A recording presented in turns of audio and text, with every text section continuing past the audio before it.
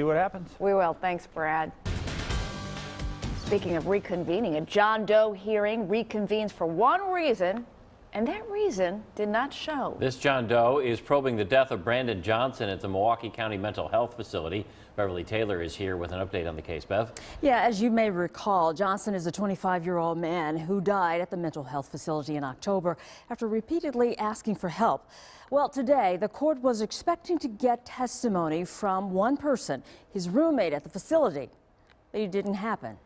Several days earlier this month, about 40 people testified in the John Doe investigation to Brandon Johnson's death at the Milwaukee County Mental Health Facility.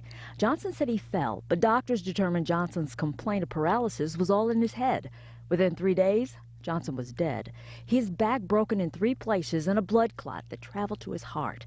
And his family wants action. I want everybody who came in contact with him that could have possibly helped him prosecuted to the fullest extent. The hearing reconvened Monday with a request from Johnson's family's attorney that his roommate at the facility testify. I was somewhat surprised that the individual was not made available to testify at the John Doe hearing that we heard a couple of weeks ago, and asked that that be done, and indeed that was scheduled for today. But the roommate did not show up, so they went to Plan B. The detective who interviewed the roommate 3 days after Johnson's death testified about what he said. He reported that on the night prior to Brandon Johnson's death, Brandon would ask him to periodically call the nurse to request things like water or to adjust him in bed.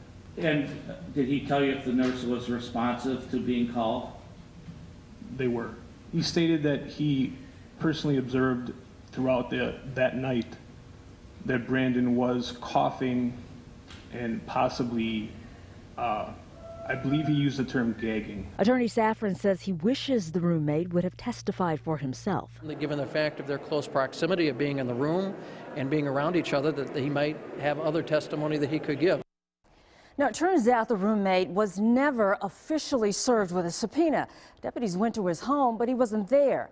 They served his father, who said he would give the subpoena to the roommate and believed that he would show up to court, but of course he did not. I asked the prosecutor whether they would try again to get the roommate in court.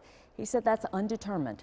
Eventually, the prosecutor and judge will decide whether felony negligence charges are issued in Johnson's death. Ann?